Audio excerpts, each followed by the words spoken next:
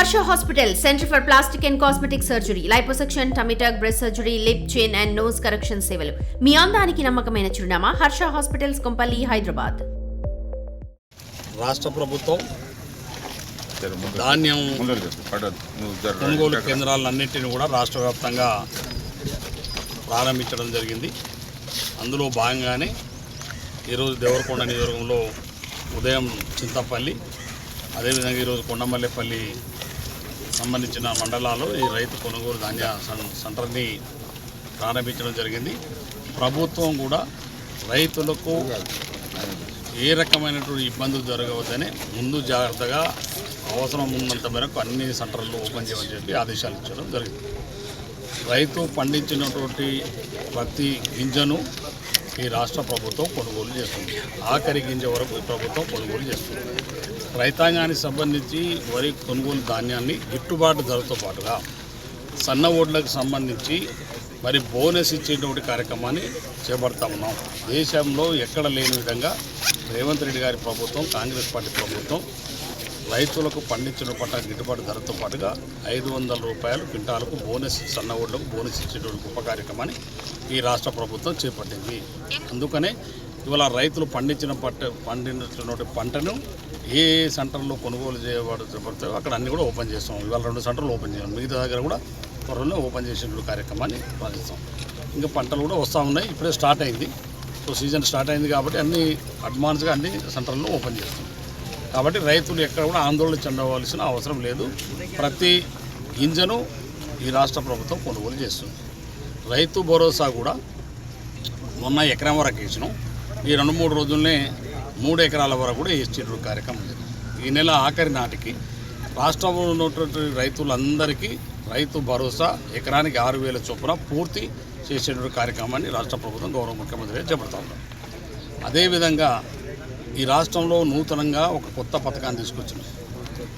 ఇంతకుముందు రైతు ఎక్కడైనా చనిపోతే రైతు పేరు మీద భూమి ఉంటే మాత్రమే రైతు బీమా వచ్చేది 5 లక్షల రూపాయలు. రైతు చనిపోతే వారి పేరు మీద గుంటనో, 2 గుంటలో, 5 గుంటలో, ఎకరమో ఎంతో ఉంటేనే రైతు బీమా వచ్చేది.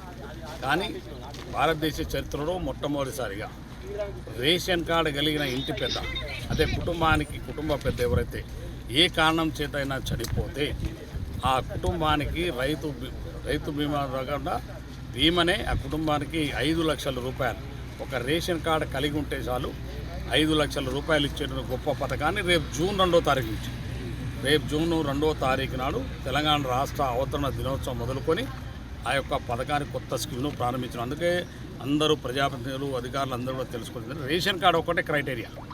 అందులో కుటుంబంలో దాదాపుగా సుమారుగా 1,15,00,000 కుటుంబాలు ఉన్నాయి మన రాష్ట్రంలో.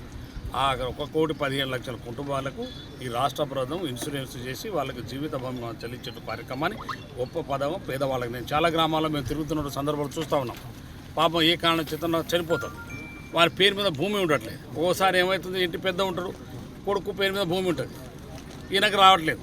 అందుకని అటువంటి ఏది లేకుండా కులంతో, మతంతో ఏది సంబంధం లేదు, జస్ట్ ఒక రేషన్ కార్డు ఉంటే చాలు వాళ్లకు 5 లక్షల రూపాయలు జీవిత బీమా ఇచ్చేటువంటి కార్యక్రమాన్ని ఈ ప్రభుత్వం కొత్త పథకాన్ని గౌరవ ముఖ్యమంత్రి గారు రేపు జూన్ 2వ తారీఖు నుంచి మొదలు పెట్టబోతున్నాం. తెలంగాణ భారతదేశ చరిత్రలో ఒక రికార్డు. ఎందుకంటే కుటుంబానికి ఇన్సూరెన్స్ చేసినటువంటి చరిత్ర ఎక్కడ లేదు. అందుకే మొదటిసారిగా తెలంగాణ రాష్ట్రంలో గౌరవ ముఖ్యమంత్రి రేవంత్ రెడ్డి గారి నాయకత్వం ఈనాటి కాంగ్రెస్ పార్టీ ప్రభుత్వం చాలా పథకాలు, పిల్లలకు సంబంధించిన పథకాలు కూడా తీసుకొచ్చినాయి. ఇవాళ పిల్లలకు స్కూల్లో ఫ్రీ మెట్రిక్ స్కూల్ అంటే అంగన్వాడీ సెంటర్లో, అదేవిధంగా ఫ్రీ మెట్రిక్ స్కూల్, ప్రైమరీ స్కూళ్ళలో ఉదయమే టిఫిన్ బ్రేక్ఫాస్ట్ ఇచ్చేట్టు కార్యం, పౌష్టికమైన ఆహారాన్ని పిల్లలకు అందించాలన్న గొప్ప ఆలోచనతో ఈరోజు ప్రభుత్వం ముందుకెళ్తా ఉంది. అదే కాకుండా ఇవాళ ఇంతకుముందు 10వ తరగతి వరకు మధ్యాహ్న భోజన పథకం ఉంటుంది.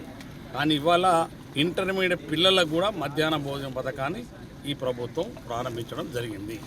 అంటే పిల్లలను చదువుతో పాటుగా వారి యొక్క ఆరోగ్యాన్ని కాపాడడం ఈ ప్రభుత్వం యొక్క బాధ్యత. కాబట్టి ఈ పౌష్టికమైన అందించాలదే గౌరవ ముఖ్యమంత్రి గారి ఆలోచన.